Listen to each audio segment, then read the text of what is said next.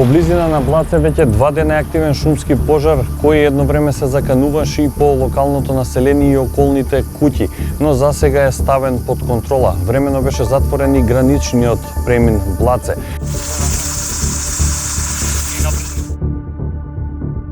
Не, моментално нема ризикот околу од пожарот на населението.